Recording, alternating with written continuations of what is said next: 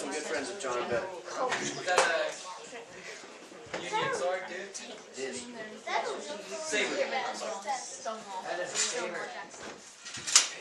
And make the grade. So, this next presentation is called the butterfly effect.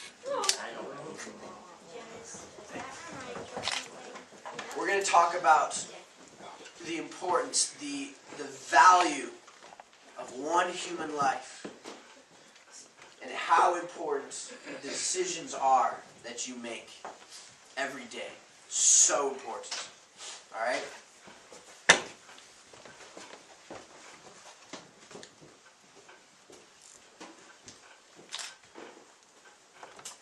How significant is my life? Do I make a difference? When I move, when I act, when I do something, does God notice? Do I really matter? Now, in 1963, Edward Lorenzo presented a hypothesis to the New York Academy of Science. His theory stated simply was that a butterfly could flap its wings, setting molecules of air in motion, which would then move other molecules of air, in turn moving more molecules of air, eventually capable of starting a hurricane on the other side of the planet. Lorenzo's ideas were literally laughed out of the conference. It was preposterous. It was ridiculous. But it was fascinating. And therefore, because of the idea's charm and intrigue, the so-called butterfly effect became a staple of science fiction, remaining for decades a combination of myth and legend, spread only by comic books and bad movies. So, imagine the scientific community's shock and surprise when suddenly, more than 30 years after the possibility was introduced, physics professors from colleges and universities worldwide came to the conclusion that the butterfly effect was indeed authentic, accurate, and viable. Soon afterwards, it was accorded to the status of a law, now known as the law of sensitive dependence upon initial condition. This principle has proven to be a force encompassing more than mere butterfly wings. Science has shown the butterfly effect to engage with the first of all movements of any form of matter, including people.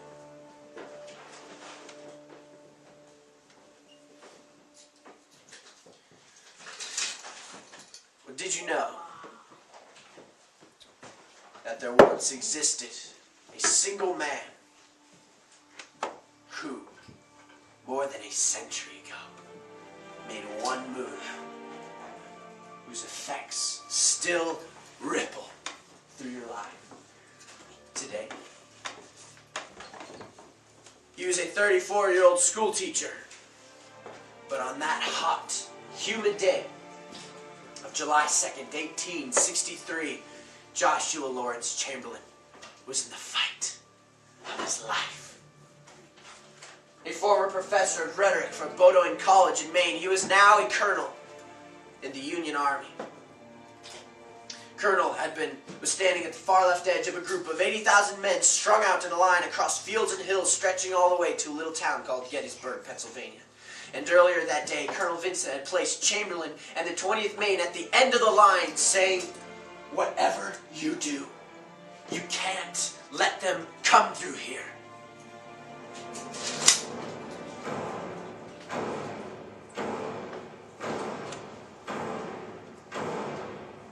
Colonel Chamberlain could not withdraw, and he knew it.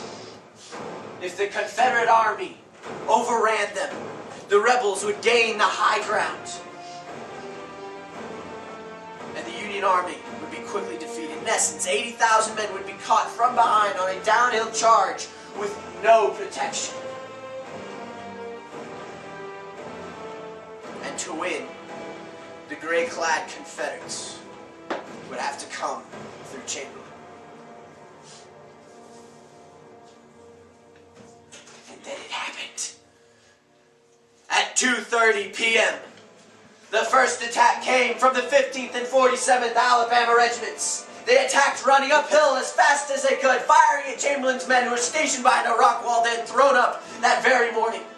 The 20th Maine stopped the rebel charge and pushed them back down the slope, only to face a second and then a third charge. But on the fourth assault, Chamberlain was knocked down by a bullet that hit him dead center in the belt buckle. Realizing that he wasn't seriously hurt, the colonel scrambled to his feet, continuing to fight. Again, they halted the enemy's charge, and again the Confederates retreated back down the hill. At that time in history, battles were fought with artillery and small arms ammunition. The struggles were close, face-to-face affairs. On the fourth assault, the Confederates almost made it to the rock wall, a thigh-high stack of flat rocks that ran almost 110 yards in length. Now, while they waited for the next charge, Chamberlain huddled behind the wall with many. He felt sorry for his men. He later recalled, their leader had no real knowledge of warfare tactics. I was only a stubborn man, and that was my greatest advantage in this fight. I had deep within me the inability to do nothing. I knew I may die, he continued, but I also knew I would not die in retreat. I would not die with a bullet in my back. I am at least like the Apostle Paul, who wrote, "This one thing I do, I press toward the mark." The attack came again, and on this, the fifth charge, the 15th and 47th Alabama regiments broke open the stone wall, and fighting raged on both sides. Without time to reload their muskets, the men were swinging their rifles at each other and brawling with fists and knives. Somehow, the 20th Maine pushed the rebels back down the hill another time.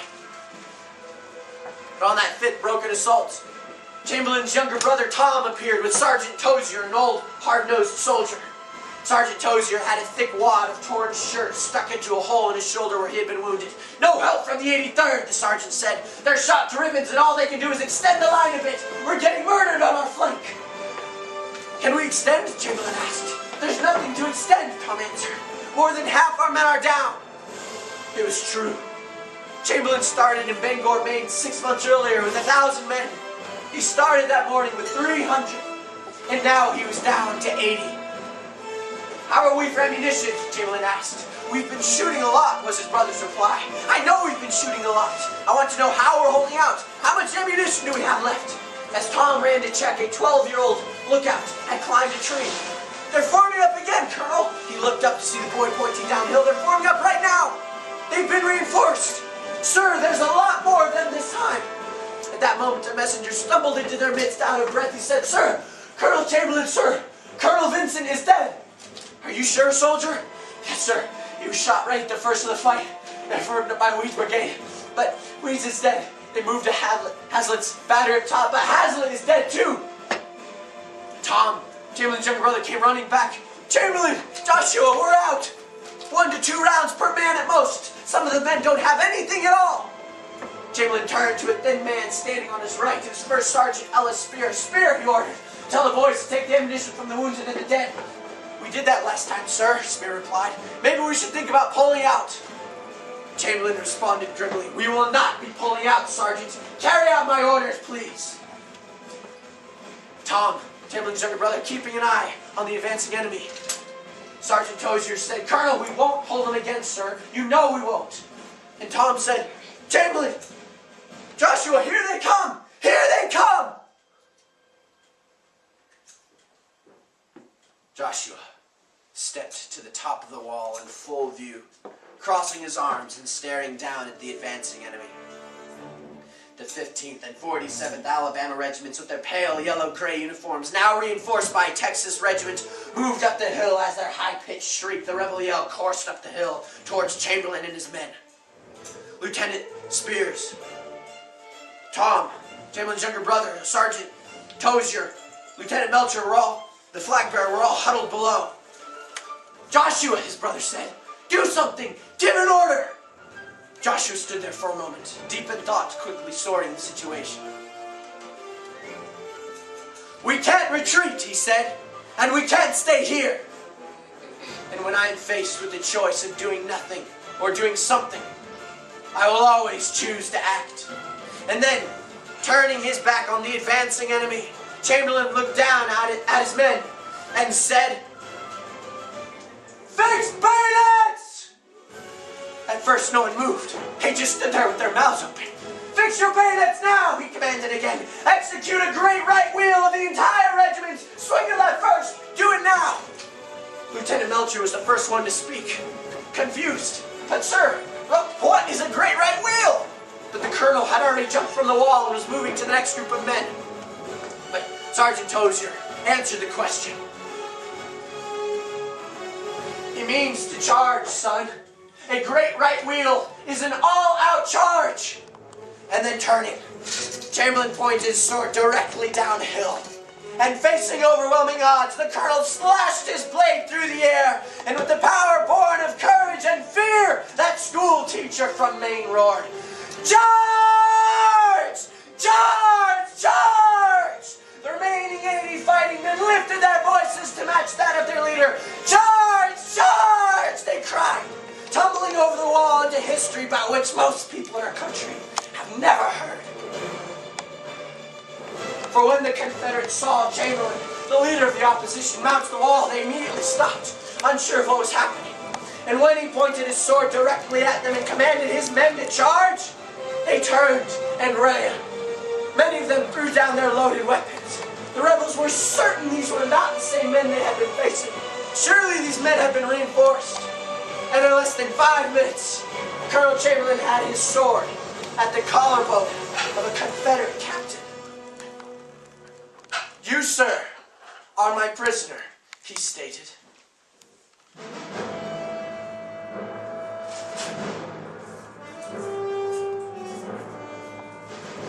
The man turned over a fully loaded Navy Colt revolver, and offered it to Chamberlain. "Yes, sir," he answered. "I am."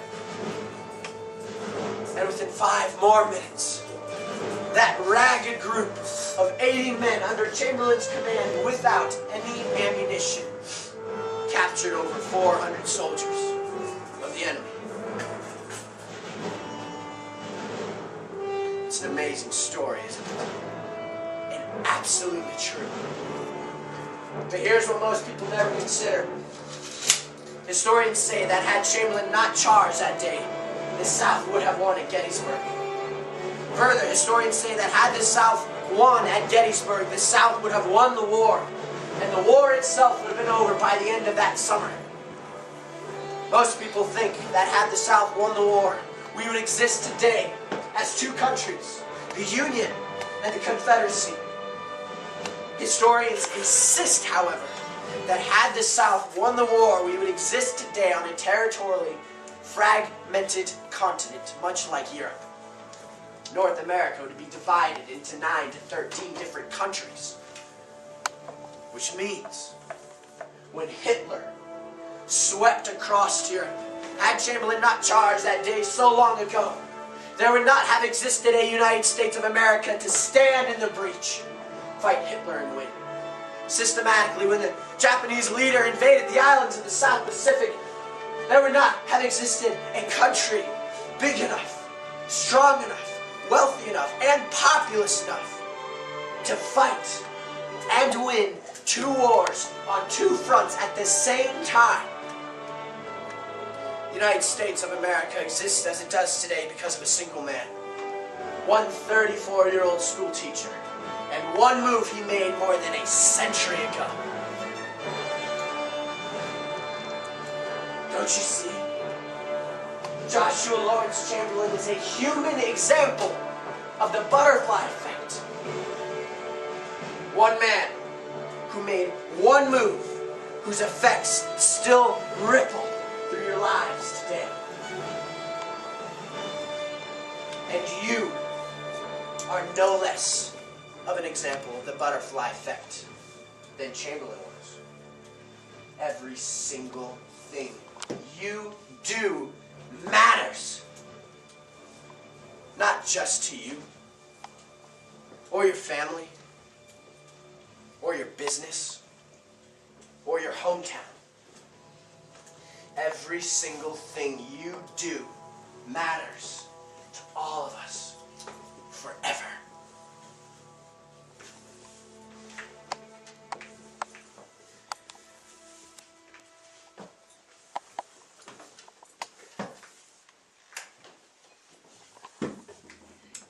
Now, it was a Friday, April 2nd, 2004.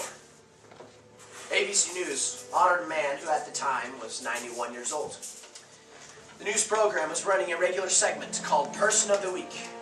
And usually the accomplishments are listed well in advance. And by the time the name is announced, most folks have already guessed the identity of that week's recipient. In this instance, however, the pronouncement left many viewers puzzled. And so, our Person of the Week is, the anchorman finally said, Norman Borlaug. One can only imagine the frowns. Who? Norman who? Who did he say? What was the last name? Yet, despite our unfamiliarity, Norman Borlaug is a man who is personally responsible for drastically and dramatically changing the world in which we live. You see, in the early 1940s, Norman Borlaug hybridized corn and wheat for arid climates, and from the dust bowls of Western Africa to our own desert Southwest, from the South and Central America to the plains of Siberia across Europe and Asia, Norman's specific seed product flourished and regenerated where no seed had ever thrived before. And over the years, it has been recorded that Norman Borlaug's work has saved from famine more than 2 billion lives. Actually, it was never reported, but the anchorman was misinformed. It was not Norman Borlaug's work who saved 2 billion people. It was a man named Henry Wallace. Henry Wallace was the the vice president of the United States under Franklin Roosevelt. Oh, wait a minute, you might exclaim. I thought Harry Truman was the vice president. Well, that is very true, but remember, Franklin served 4 terms. He had 3 different vice presidents. And the second man to serve as vice president from 1941 to 45 was a man named Henry Wallace. Henry Wallace was the former Secretary of Agriculture who, after his 1 term of vice president, was dumped from the ticket in favor of Truman. But while Wallace was in office, he used the power of that office to create a station in Mexico whose sole purpose was to hybridize corn and wheat for arid climates. And he hired a young man named Norman Borlaug to run it. So, Norman Borlaug won the Nobel Prize. And Norman Borlaug was awarded the Presidential Medal of Freedom, but considering the connection, it was really Henry Wallace who saved 2 billion people. Or was it George Washington Carver? You remember Carver, don't you? The peanut? But here's what very few people know.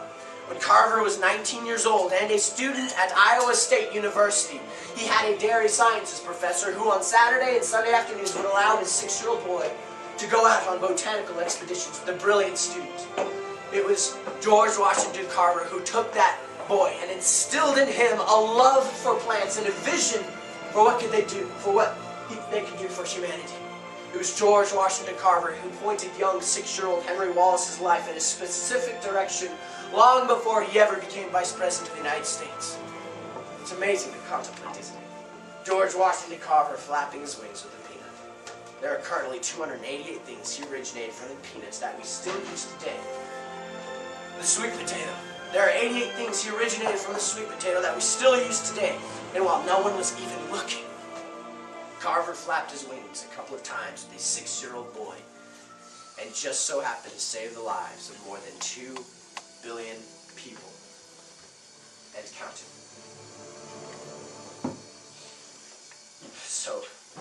So really it was George Washington Carver who saved 2 billion people. Or the farmer from Diamond, Missouri. His name was Moses, and he lived in a slave state. But he didn't believe in slavery, and this made him a target for psychopaths like Quantrill's raiders, who terrorized the area by destroying property, by burning and killing. And sure enough, one cold January night, Quantrill's raiders rode through Moses' barn. The outlaws burned the barn, shot several people, and dragged off a woman named Mary Washington who refused to let go of her infant son, George. Now, Moses Mary Washington was a friend of Moses' wife, Susan. Though distraught, Susan promptly set to work writing messages and contacting nearby farms, and 2 days later managed to secure a meeting for Moses with the bandits. Susan looked on anxiously as her husband rode off on a black horse. His destination was a crossroad in Kansas, several hours to the north. There, at the appointed time, Moses would meet with 4 of Cornwall's raiders. They were on horseback, carrying torches. They had flour sacks tied over their heads with holes cut out for the eyes so they could see.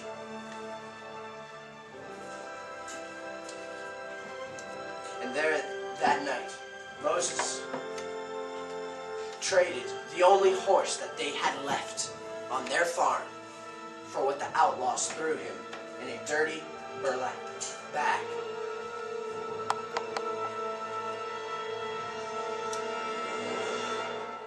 And as the bandits thundered off, Moses fell to his knees. And there alone on that dark winter night, Moses pulled from the bag a cold, naked, almost dead baby boy. Moses quickly jerked open his coat and his shirt and placed the child next to his skin. Covering him then with his own clothes and relying on the warmth of his own body, Moses turned and walked that baby home. He walked through the night and on into the next day to get the child to Susan. There they committed to each other and to that tiny human being that they would care for him. They promised the boy an education in honor of his mother, Mary Washington, who they knew was already dead. And that night, they gave the baby their own name, and that is how Moses and Susan Carver came to raise that little baby, George Washington. So really, it was the farmer from Diamond, Missouri who saved 2 billion people. Or was it his wife, Susan? It was she who demanded immediate action. It was she who organized the effort. Nonetheless, is there an ending to this story? Exactly who was it that saved 2 billion people? Is there a specific person to whom we could point? How far back do we need to go? How many lives do we need to examine in order to determine who it really was whose actions saved 2 billion people? A number that continues to increase every minute. And how far forward do we need to take in your life to show the difference that you make? There are generations yet unborn whose very lives will be shifted and shaped by the moves you make and the actions you take today and tomorrow and the next day and the next. The very beating of your heart has meaning and purpose. You were created as one of a kind on planet Earth. There has never been one like you, and there will never be again. Your spirit, your feelings, your thoughts, your ability to reason and act all exist in no one else. The rarities that make you special are no mere accident or quirk of fate. You have been created in order that you might make a difference. You have within you the power to change the world. Know that your actions cannot be hoarded, saved for later, or used selectively. By your hand, millions, billions of lives will be altered, caught up in a chain of events begun by you this day. The very beating of your heart has meaning and purpose. Your actions have far greater value than silver or gold. Your life and what you do with it today matters.